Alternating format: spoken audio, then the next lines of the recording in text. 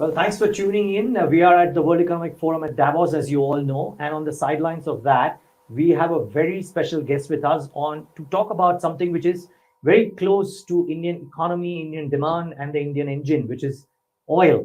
Well, His Excellency, Secretary General of OPEC, Mr. Haitham El Ghais, joins in right now to talk about all things oil. Mr. Secretary General, thank you so much for talking to us today. Thank you for hosting me and giving me this opportunity. Now, so it would have been an interesting last couple of days for you, considering that oil itself is caught between the pulls and pressures of a Western slowdown, particularly in Europe, but also in US. And at the same time, some bit of resurgence in demand that we are starting to see in China. So how do you juxtapose both of these issues? Absolutely. It's a very good description that you have put there. Although we are seeing also some positive signs coming out of even the Western economies, the US, some PMIs, consumer price index data that has come out lately. But in OPEC, we're always very cautious, even though we're optimistic, like you said, now with the reopening of China. His Excellency, the Vice Premier of China, was here yesterday and announced that China's reopening. This has given a big boost and a lot of optimism in the market, not only for oil, but also markets in general. So we look at that with great interest. We take it with caution because we are dealing here with a beast that is unknown to mankind before, this virus, the COVID virus, and the devastation that it's put on the global economy. India itself affected, everywhere, you name it. So China has just come out. It's a very positive factor for the economy, the global economy, the neighboring Asian economies, for oil demand as well. Our report was put out yesterday, our monthly oil market report, the first for 2023. We predict that Chinese oil demand will rise by about 500,000 barrels a day. This is as of this forecast. Of course, our forecasts are updated on a monthly basis. We have a research team based in Vienna that looks at all the figures from a micro level to a macro level on a very consistent and regular basis and updates accordingly. So the situation right now, as you rightly described it, there are a lot of very fluid dynamics. That including Russian oil. And that's when we come to the supply side. Yes, Russian oil is a major factor on the global supply, almost 10% of global supplies. But Russia is not there alone, of course. We have our declaration of cooperation, or what's widely known as the OPEC Plus agreement. We have 23 countries, the 13 member countries from OPEC, plus 10 producers from non-OPEC, about 45% of global oil production. And the supply side, we look at everything. US shale, US total production. Maybe people are seeing signs of a slowdown in the rampant growth that we have seen in previous years coming out of the US may not necessarily continue to happen again this year. But again, these are all early indications. We're still in the very early part of this year. Therefore, I say that we have to be cautious with our approach and not jump to conclusions ahead of, and not get ahead of ourselves in trying to forecast where the markets are going. But back to the economy and your question, yes, overall, we can say there's almost like a tale of two markets in terms of the global economy, with the Chinese opening up. And we always talk about China, but we forget to talk about India. As you rightly described it, India is also a major global and regional economic powerhouse. Also for oil demand, India is a major consumer with nearly 5 million barrels a day today. Plans to take it up to 6 million barrels a day. So the Middle East. So we're seeing non-OECD, Asia, Middle East with signs of positive growth and improvement, again with caution. And we weigh that back against the other side of the world, West Europe and the US, maybe with signs of slowing down, potentially recession. And again, it's a bit too early to come to conclusions. We have to see how things play out. But I am always optimistic, but again, cautiously optimistic. Okay. And I'll come to India as well, because I believe you are attending the India Energy Week as well. But just before I come to India, I was wondering, you mentioned COVID as a potential thing to monitor. We were speaking, for example, to Adar Poonawala yesterday, who's arguably the vaccine king currently, all right? And he was saying that, save for China, COVID is probably a thing of the past, and it shouldn't worry people, except for China because they have had issues of their own. Do you at OPEC worry about COVID-led implications as much even now? Well, we monitor very closely the number of global vaccinations, fully vaccinated people. We report this regularly to our leaders, our ministers, because it has had a devastating impact. Sure. And as I said, we're very cautious in our approach, and we are not out of the woods as of yet. China, yes, maybe China, as you rightly put it, is in a different state because they have just started opening up. But China is massive, the population is massive.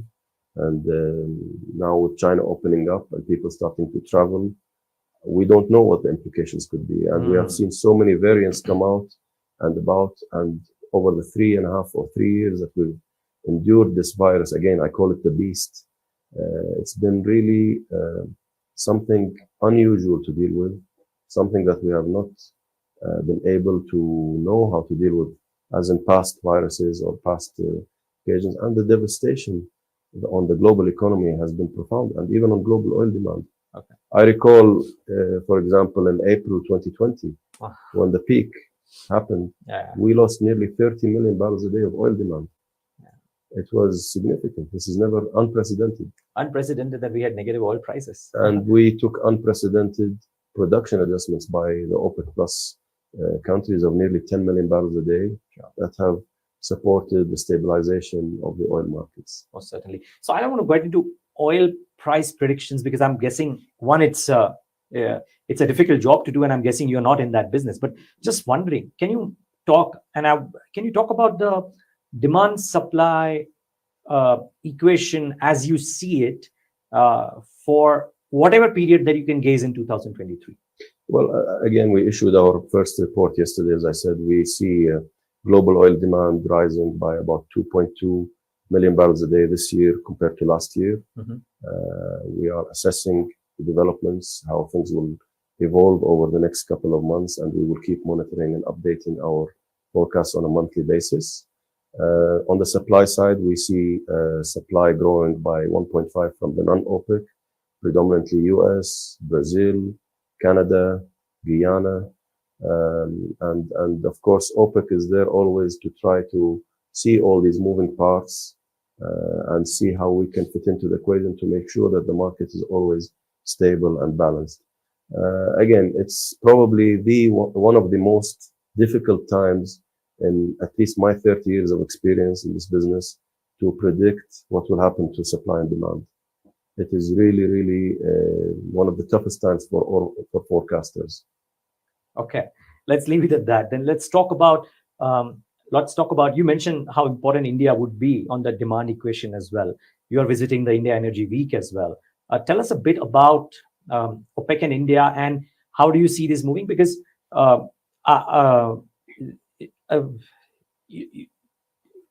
if India is likely to be one of the only or one of the few major economies to show growth over 5% in the current calendar, then oil demand likely would stay constructive in India. I'm looking forward to my visit to participate in the India Energy Week. I received an invitation from my dear friend, His Excellency Minister Hardeep Singh, and we'll be there in early February in Bengaluru, sorry. And I look forward to meeting with His Excellency and with the executives of the oil industry. Again, we have a constructive dialogue that has started many, many years ago on a technical level, but also on a high level where we have always met with the ministers of petroleum in India and the leaders of the oil industry. And this is very good to have this dialogue. OPEC is always supporting the dialogue between producing countries and consuming countries. Our member countries have some of the largest producers of oil in the world. India is one of the largest consumers and the rising and growing consumer in the world. So this dialogue is critical and very important to develop a mutual understanding of how things will evolve for the future. of India, but also for our member countries and the rest of the world. Yeah, do you have, I mean, maybe it's early days, but I'm just wondering, do you have any thoughts in mind about what would you want to convey from your end about this whole partnership that you're talking about, OPEC Plus or OPEC and India, which is likely to be a major consumer of oil for probably the rest of the decade? We are committed to India. We are committed to the dialogue we have with India, with our Indian partners in the petroleum industry, the refiners, the ministry. We are committed to supporting this economic growth in India through providing the oil that India requires. Our member countries are, many of our member countries have business with the Indian refiners, supplying oil, crude oil, petroleum products as well. And we look forward to continuing this support, which is mutual and beneficial to both India and our member countries. We see India rising as an oil demand center for many decades to come. As I said earlier on, we see Indian refining capacity growing significantly, and this will require supplies of oil. OPEC's objective is to ensure reliable, stable, and secure supplies of oil. And for that, also, we are investing in many of our member countries significantly. Our message has been that we have to keep investing, not just only in OPEC member countries, but around the world. Unfortunately, we have seen a falling back in levels of investment, whether it's after the downturn in 2017, 16, 17, after the pandemic as well, a significant downturn. And this is something that OPEC has always cautioned against. We have to invest today to be able to supply in a few years' time. Today, global oil production, there is a natural decline in terms of production, which is around 4 or 5%, depending on how you look at it, per year. And we need to invest today just to maintain production flat at current levels, let alone cater for the future growth in oil demand and energy demand per se. Our longer term predictions, we've just launched our outlook a few months ago, our annual outlook, which looks out far ahead up to I was about to ask you that, please tell him.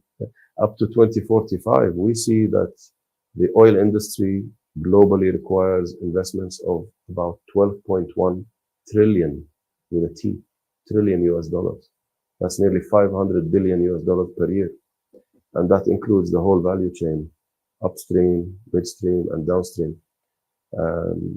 As I said earlier on, we need to invest enough just to keep production at current levels, which is around 100 million barrels a day globally, let alone for this demand. And we see global primary energy demand growing by about 23% from now to 2045.